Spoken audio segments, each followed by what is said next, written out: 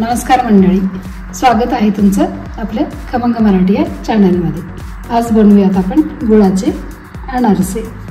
1 kilo तांदूळ 3 दिवस भिजवले आणि त्याचं 3 दिवस पाणी मी काढत होते। म्हणजे पहिल्या दिवशी भिजवलं, नंतर दुसऱ्या दिवशी काढलं, तिसऱ्या दिवशी काढलं।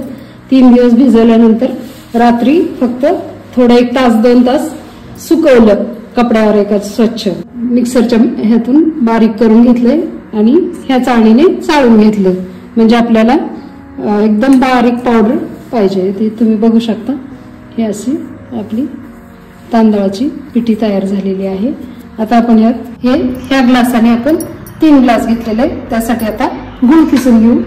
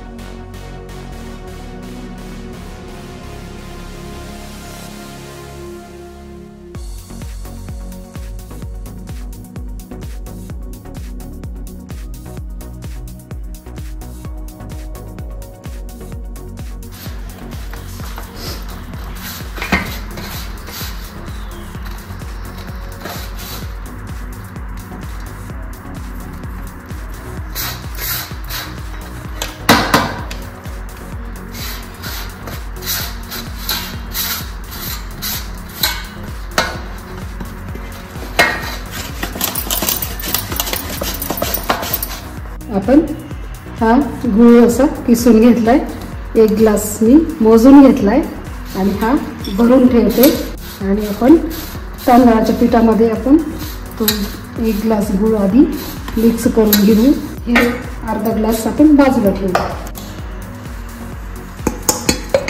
एकदम जर गुळ घेतला तर जास्त होण्याची भीती असते, त्यामुळे आपण हळूहळू मिक्स करत अगदी लागेल असं आपण हळूहळू मिक्स करून घेऊ। कारण सगळ्यात महत्त्वाचं गुळाचं प्रमाण हे असतं। अनारसामध्ये कमी जास्त काही चालतं, पण गुळाचं प्रमाण मात्र व्यवस्थित व्हायला पाहिजे। मला अगदी लिंबा एवढा कमी वाटतोय गुळ, म्हणून मी हा अगदी 1 लिंबा एवढा आहे। आपण पहिला 1च ग्लास घेतलेला आहे, आता हा एवढा घेतलाय लिंबा एवढा, तो मिक्स करून घेऊ। आणि हे प्रमाण योग्य वाटते। आता मस्त ह्याला एकजीव करून अनारशाचं पीठ असं तयार झालंय। आता ह्याला आपण मुरवत ठेवणार आहोत 1-2-3 दिवस आणि नंतर करणार आहोत। मस्त असं आपलं पीठ तयार झालेलं दिसतंय। आता आपलं हे गुळाच्या अनारशाचं पीठ तयार झालंय। आपण ह्याला झाकून ठेवू आणि 1-2-3 दिवसानंतर मस्त मुरलेलं पीठ तयार होईल, त्यावेळेस आपण अनारसे करू। हे पीठ आपण असंही स्टोअर करून ठेवू शकतो, किंवा तुम्हाला जर वाटलं तर तुम्ही पॅक बंद डब्यामध्ये फ्रीजमध्ये ठेवा। आता आपण हे पीठ तयार केलेलं आहे, पण त्याला तुम्ही मध्ये आधी उघडून बघू शकता। थोडंसं लक्ष ठेवून मध्ये आधी हलवून घ्या। आता आपण गुळाच्या अनारशाचं तयारी करतोय। तर एक गोळा मी घेतलाय, आता त्याला थोडंसं ठेचून घेऊ।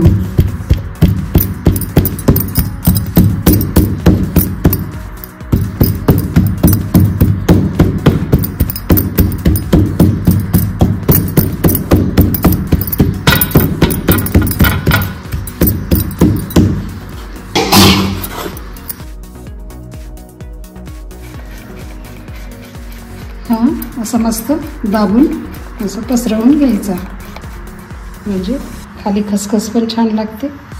मीडियम जाडीचा मी तयार केलेला आहे। आणि खसखशीची बाजू वरती करायची आणि वरती तेल असं झारीने उडवत राहायचं, म्हणजे वरची बाजू छान तळली जाते। तयार आहेत आपले गुळाचे मस्त जाळीदार अनारसे। बघू शकता हे वरती आणि हे खाली दोन्ही बाजू कशा आपण तळून घेतलेले आहेत ते। तुम्ही पण ट्राय करा, कमेंटमध्ये मला नक्की सांगा। भेटूया पुन्हा अशाच एखाद्या नवीन रेसिपीसह। तोपर्यंत मस्त रहा आणि चवीने खा। Thank you for your love and support.